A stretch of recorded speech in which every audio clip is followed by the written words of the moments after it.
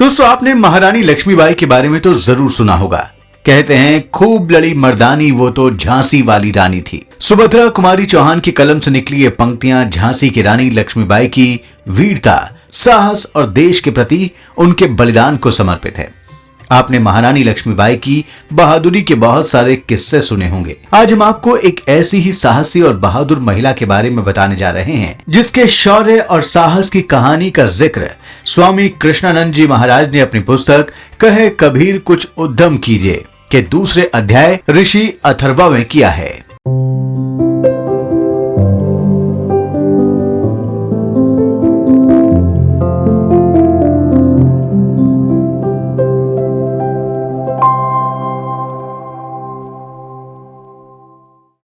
दोस्तों, ये कहानी है एक ऐसी महिला योद्धा की जिसने अपनी वीरता और साहस के दम पर हारा हुआ युद्ध जीत लिया। इस साहसी महिला का नाम है अथर्वा नंदिनी। लेकिन अथर्वा नंदिनी के बारे में जानने से पहले उनके माता पिता के बारे में जानते हैं। अथर्वा नंदिनी के पिता महान ऋषि थे जिनका नाम था अथर्वा।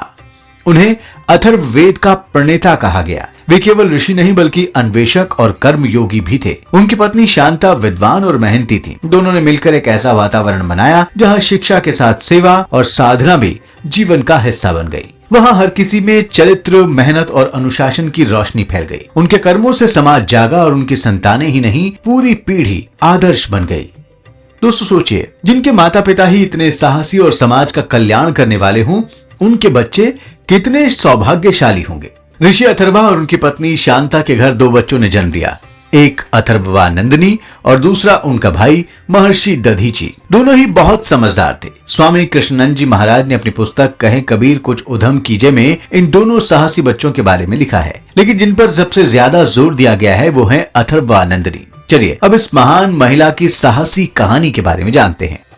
ऋषि अथर्वा की पुत्री अथर्वा नंदिनी गुण और रूप दोनों में अद्भुत थी। पिता ने उसे शास्त्र के साथ शस्त्र की दीक्षा दी और वो पहली स्त्री बनी जिसने युद्ध कला में निपुणता प्राप्त की। उसमें क्षत्रिय साहस इतना प्रबल था कि वो विकटासुर नामक दैत्य से युद्ध करने के लिए तैयार हो गई। पिताश्री ने उसे धैर्य का पाठ पढ़ाया, पर समय आने पर कन्या ने देवताओं की रक्षा के लिए शस्त्र उठाया। जब देवता असुरों से भयभीत हुए तो त्रिदेवों के आदेश पर ऋषि अथर्वा के पास पहुंचे। उन्होंने उन्हें समझाया कि शक्ति उन्हीं के पास रहती है जो मेहनत करते हैं।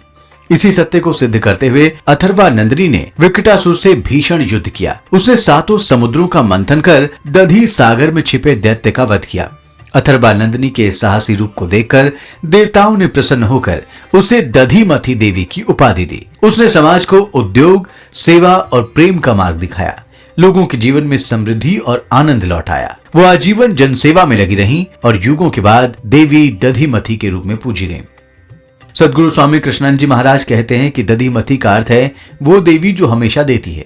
ज्ञान हो, वैराग्य हो या धन, जो दूसरों के लिए जिए वही देवी है। इसी कारण कालांतर में लोग उन्हें अपने कुल देवी के रूप में पूजने लगे।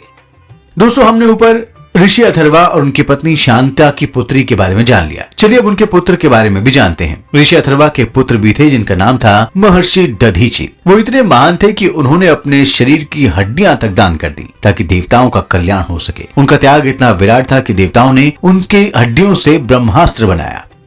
स्वामी कृष्णानंद जी चेतावनी देते हैं कि दधीची का त्याग अगर सही भावना से समझा जाए तो हमें ये बोध होता है कि सच्चा धर्म किसी के लिए जीने में है, किसी से द्वेष रखने में नहीं। वही है कर्मयोग की पराकाष्ठा। कर्म इतना गहरा हो कि वो त्याग बन जाए, सेवा इतनी सच्ची हो कि वो साधना बन जाए। अथर्वा नंदिनी और दधीची ये केवल नाम नहीं बल्कि 3 सूत्र हैं जीवन के, जिनका पूरा जीवन उद्यम, करुणा और समर्पण को समर्पित रहा।